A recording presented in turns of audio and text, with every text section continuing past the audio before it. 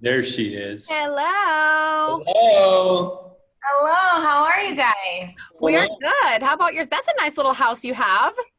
Oh, thank you. I'm actually moving, which is why there's like there's like a ton of Oh, wow. boxes and things. But yeah, I'm just getting ready to leave this beautiful spot. Are you nervous to move? Are you excited? I don't feel nervous. It's definitely going to be a little bittersweet. This was my first apartment living alone ever. Oh, So it was like, I mean, I went to college and I had an apartment there, but I had roommates, and then I met my now ex-husband, and we lived together. So it was my first place living alone. So it's always going to be like really special to it's me. like a starter kit, to when we become like true adults. Yeah, it's like such a big part of growing up. And yeah, I painted the walls and made it really special. But yeah, we found a new spot in Highland Park, and I'm really excited. Oh, good for you. Because moving is Yeah. a pain in the ass. So Oh man. get Yeah. it done. It's, Thanks, man. are you doing the thing where you pay somebody else to come through and pack your stuff and then move it, or move it and you just point? There was nothing more like to be able to be an adult and just be able to point to where you want the TV to go instead of breaking your own back. So awesome. We're hiring movers for the official like moving all the heavy items, but Right. I think I'm too much of a control freak to let someone else pack my own stuff. Yeah. So we're packing all our own stuff, but yeah, I was like, I'm a little lady and my boyfriend has a bad back. Like, why? Let's just buy Yeah. people to do it. It's smart. It's smart. That's Yeah. what they're there for. My parents are in their 70s, so I did the same thing. It's just like, you know what? I'll do what I can, but I'm just going to pay. I call it paying for peace of mind.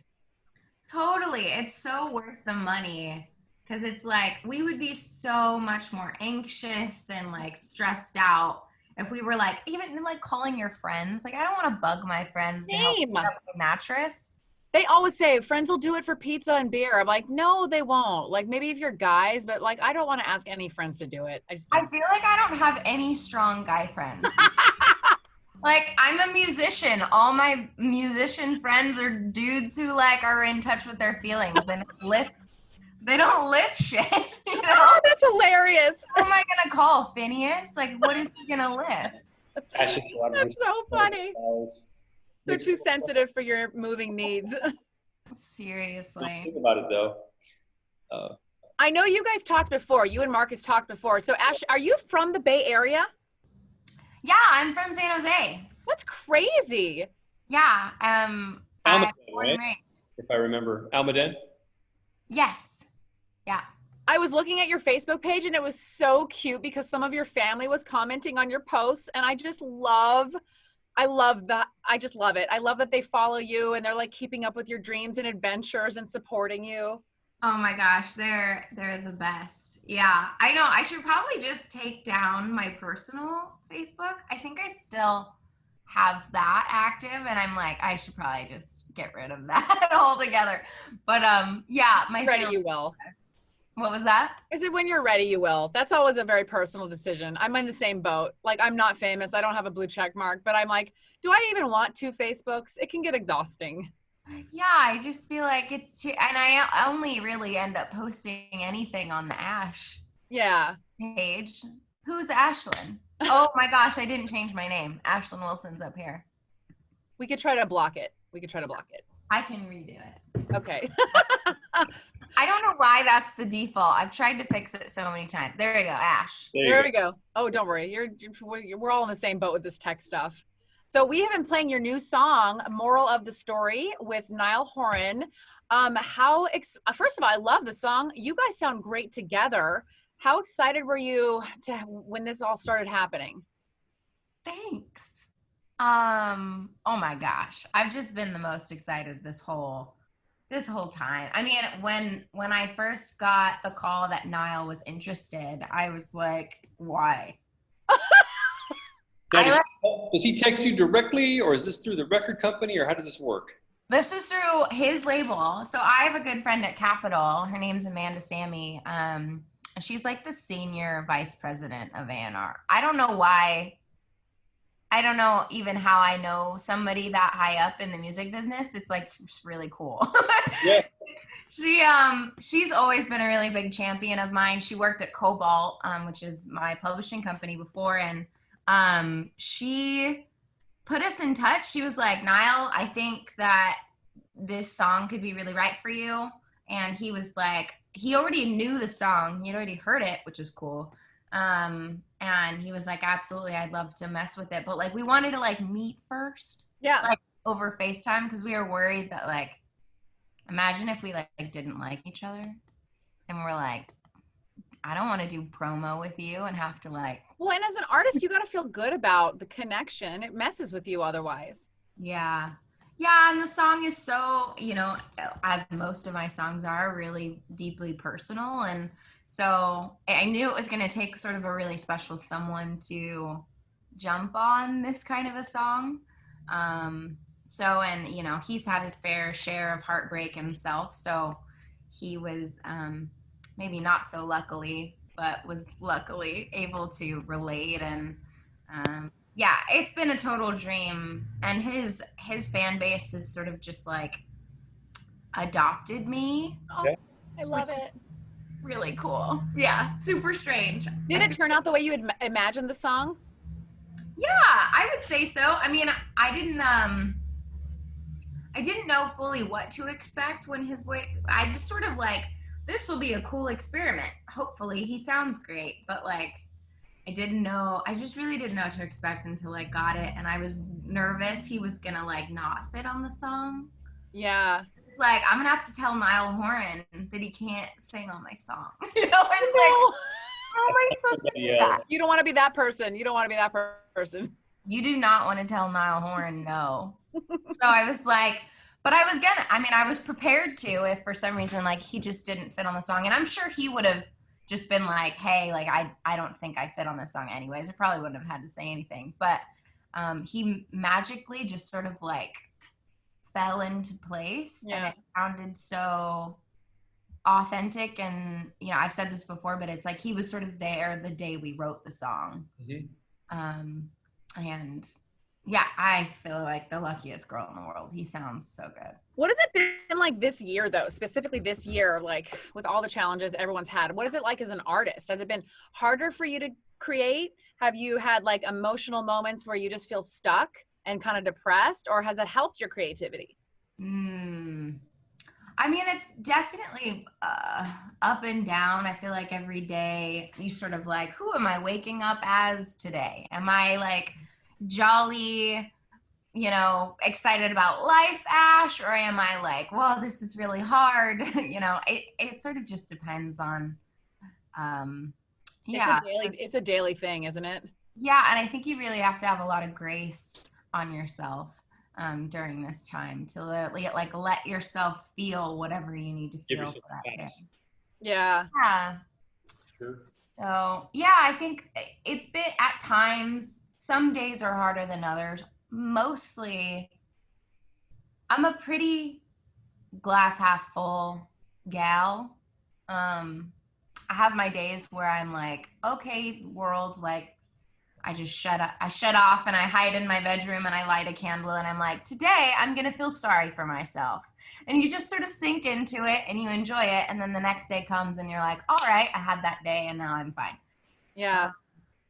So it's been like some of that, but I mean, mainly the music has been, I've just been working on my album and the music's been flowing. Yeah. Good. What about like live performances? I mean, that's been affecting everyone. So is this a time you're focusing more on the writing and the behind the scenes stuff? And then hopefully in a few months, you know, get back out there? Yeah, I don't really know what the world has in store for me. I definitely feel like I've missed out on sort of the inevitable when an artist has their song and it has its moment and then suddenly they're on the road and, you know, doing these really cool radio promo tours or all these fun sort of new experiences. And I haven't really been able to get that same experience. but also, yeah, poor me. I'm successful during a really hard time. Like I couldn't be more grateful for all the good stuff that's happening. And, Sure. but yeah, I mean, tour will be coming up. I mean, I'm hoping sometime next year. And I was actually just texting my drummer this morning, like the last time we were on tour together, we were playing like 250 to 500 cap rooms. You know, it's never gonna happen again, you know. You've It's gonna, outgrown it. yeah, it's gonna be pretty That's awesome. different. Yeah. So Isn't that what you dream about? I think, yeah. I mean, I was nervous about expecting too much. Like it's that as much as there's fear of failure, there's fear of success. Because if you put all your hope into something and being really successful, then you give yourself the opportunity to be let down. And so, you know, even on my headline tour, which I was on a year ago during this time, you know, I remember posting something like, I sold out a show in Boston, which was like I think a 500 cap room, and I was like, if it never gets better than this, I will be fulfilled. And I feel, you know, I was so grateful for that moment. So I think I was always a little bit nervous about being any more successful than I was then. Yeah. But I'm gonna tell you what, it's pretty fun. I'm not gonna lie. I can't wait to play, you know, these bigger venues. And Have you done a festival yet? Like, you know, a few thousand people? What was that? Have you done a festival yet? Like, what's the biggest crowd you've ever played in front of? Yeah, I've sang with some other, not for my own set, but for, I've sang with these guys, Big Gigantic, at Red Rocks, which was... Oh, I've always wanted to go there. It's Colorado, right? It's the best venue in the whole world. Oh my gosh. Selling out Red Rocks is the dream. Isn't it? Something like that? I think so, yeah. Yeah. And then I sang with them as well at Coachella one year, ages ago, and that was 15,000. Yeah. So I've been in front of I opened for I was with somebody who was opening up for the Chainsmokers on tour, and that was like that was an arena tour. So I've sang in front of a lot of people, but it's always so different when it's your own, like you're the conductor. Yeah. So we'll see. I was always amazed at a guy like Ed Sheeran who could step out. Like he played Golden Gate Park one time, 20,000, and he just came out with a loop machine and a guitar. And it's just, it blows me away. I know, and think about how much more money he made because he was by himself. Can you imagine? You don't have to pay anybody else. I mean, is that the motivating factor? I don't know. Probably not, but I do something I think about. I feel like if I was an artist, which I'm never going to be any kind of artist, but if I was, I would be one of those artists that like every time you get on stage and you see a big crowd, you just want to like take a video because you're like, what will this happen again? I don't know. It's a really cool feeling. Yeah, you don't want to take it for granted. It's so special, but even just like that, 500 cap room in Boston, it was the first time I had ever sold out a venue, in my life as a headliner. Sure. And you look at a crowd of 500 people and you feel like the most special person in the whole world. Yeah. And I think that the moment I, lose sight of how grateful I was for that, then the rest of it will kind of get out of focus. Mm-hmm. So yeah, sort of trying to remain really, really grateful for the small wins as well as like, man, we're going to be playing for some big crowds soon and I can't wait. Yeah, that's a good attitude to have, especially in this year. So always trying to remember the good stuff because good things did happen. It's just hard with the roller coaster that this year's been. But it's like once you start thinking about it, then you start thinking about more things and you're like, oh, maybe I can get myself out of this hole for a second. Yeah, and it really makes you appreciate the little things too. I mean, like when the gates are lifted and the doors are open after all of this, you know, I imagine a world that I'm not home for, I mean, years. Sure. So like, I mean, I'm in the middle of a move, which isn't exactly fun right now, but you know, when I'm settled into the next place, it's like, I don't know how much time I'm going to get to really appreciate and just be home. And so, yeah, I mean, I'm definitely trying to like, yeah, appreciate and be grateful for the little things right now. And that's drinking my coffee and having my mornings and journaling. And, you know, I have a interview at, you know, 10:15 a.m. Yeah. and I don't have to go play a show. I don't have to get on a plane afterwards. You know, I just, Once yeah. this is done, you turn the computer off and then you go get more coffee. I know. And that's your whole day. She's got me so figured out. Oh, it's the best part ever. I look for, sometimes I splurge and I do a coffee in the middle of the day. I shouldn't, but I do. And I feel so rebellious. Brother. You too? One coffee in the middle of the day. Hey. Amateur hour, Sandy. Amateur hour. Yeah, but what I'm not saying is mine is a pumpkin cold brew. Let's be real. It's not just a coffee. It's a fatty Starbucks one. And I'm okay with it. Ooh, I know. I love a good stereotype. I know. I am that girl. I am. Me too. It's okay. I ordered, my boyfriend bought me this Nespresso machine. And I ordered a sleeve of like, they have these flavored pumpkin Nespresso pods. Yes. How can you not? I'm a walking stereotype and I could care less.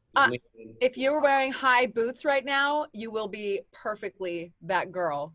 I know, too bad I'm just always barefoot. Oh, damn. Keeping us guessing.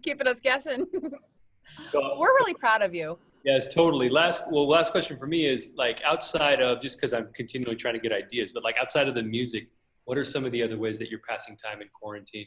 I know you and your man are obviously been quarantining together. We learned that last time we talked, but like, I don't know. I hate to say, what do you do to get right? But like, is it, you said journaling earlier. Do you have any other like hobbies or anything that passes the time? Yeah, I mean, definitely a lot of journaling. I've always wanted to write a book, so I've sort of just been like, I'll take a page out here and there, and I mean, my whole life is just words constantly, whether it's writing a song, writing my journal, writing this book, I'm just, yeah. So it's a lot of that, and I mean, I'm working on my album, so not really helping to give you ideas exactly of what to do in your spare time. Yeah, start working on your album, Marcus. I mean, it's right there in front of you. What about, really quick, since you're now in Los Angeles, but you're from the Bay Area, from San Jose, are there things about the Bay Area you miss? Certain restaurants, certain, I don't know, locations? I miss La Vic's. Ooh, orange sauce. Look out. Oh, the weird orange sauce. The weird, delicious orange sauce. You don't know what's in it. They'll never say. Don't even ask. I really miss that. I miss the people. I miss some of my old friends, you know, and we've grown so far apart. Those connections that we used to have as kids, and that's all me being super nostalgic and all that. When you come back, you'll probably see a million more things. You're like, oh my God, and this too, and this too, and this too. But so much is changing anyway, so it's probably going to be way different the last time you were here too. I think also that road, you guys know that road, Old Hicks in San Jose? Barely. Yeah. We like, there's all these like ghost tales about it, and like we'd go driving up Old Hicks, you know, when we were like probably just got our license, learner's permits or something. Sure. And I love that. And I went to see, my first show was in San Francisco at the Fillmore. I think I saw Bon Iver. Got the apple. Mm-hmm. It's like selling out the Fillmore is my, just because of nostalgia, that's my dream. Yeah, getting that poster too. You get that poster, right? Oh, the poster! I know. Make that happen for me, guys, and I will. How often do you get home? Huh? How often do you get home? I mean, obviously not now with quarantine, but like previously, were you like rolling in for the holidays kind of girl? Rolling for tours. Yeah. Okay. Most of my family's moved away now, Oh, which okay. is weird because, I grew up there and they were all there.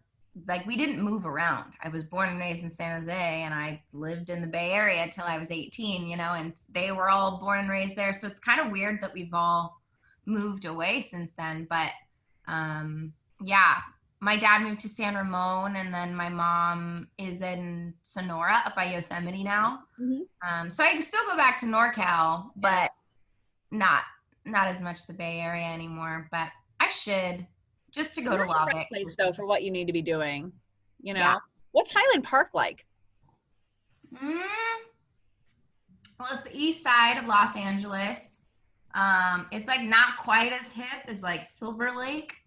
But well, Phineas lives closer to there, and he's a good friend. So wanted to be closer to people. I don't really have as many friends, and I currently am in West Hollywood. Sure. So Yeah. yeah, be closer to him, and yeah, just I think we needed a little bit of a change of pace, and also this adorable apartment is 500 square feet. Too small. Serious? Too small for two humans. Oh my gosh, mine is 600 and I'm one person and I'm going nuts. Really? Yeah, we were like, we have to find a bigger place. And so yeah, we found this really cute little house, and yeah, it's gonna be a cool new adventure, but this definitely feels like the end of an era, which I feel sad about. Oh, but the beginning of a new one. It's another chapter. Yeah. Yeah. Well, So we appreciate music. Any thought as to when the album's coming out? If I only knew myself. Okay. If any of us knew, right? If any of us knew. Well, I also, I really would love, and I've said this before, so it's not super taboo to say, but I want to put music out when I can tour the music, So, and it's so hard to know. The album is not even done yet. It's very close. I'm right at the finish line. But I want to put out, music when I can see people singing it back to me, 100%. And I can sell out the Fillmore and just nail it. Yes. Yeah, sure. Well, the song we've been playing is Moral of the Story with Niall Horan. Great song. What is your preferred social media that you like to connect with people on? Yes. Ooh, I feel like Instagram's probably the first stop, and then I'm sort of more new to Twitter, but Twitter's pretty hilarious. Like, even the trolls are hilarious. But yeah, those were probably the first two stops, I'd say. Okay. So what is Instagram for you? My handle? Yes. ASHE Music. There it is. ASHE Music. Yeah, I really want to get just the ASHE, but someone in another country owns it and won't give it to me. So. And they probably won't even use it. I'm like, fine, you can have it. I just hit 600,000 followers on Instagram without it, so bye. See you later. Yeah, seriously.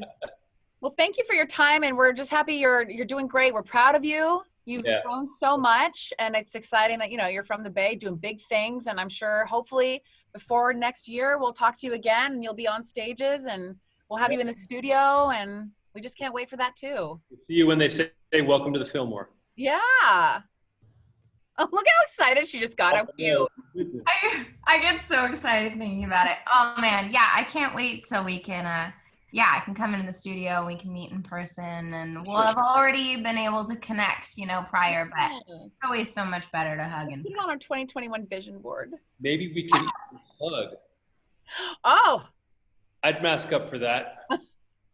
I'd mask up for that for sure. Yeah. I'm gonna face your picture out and put it on a vision board. I'll be like, I'm gonna see them in 2021. That's right. We got the seat ready for you, girl. So cute. Well, enjoy the rest of your day. We'll see you online for sure. We'll be playing your song, and good luck with your move. Good luck. Thank you guys. Thanks so much for all the support and for playing Moral of the Story. It means so much to me. course. Thank you. All right, guys. See you later. Have a great day. Bye. Bye.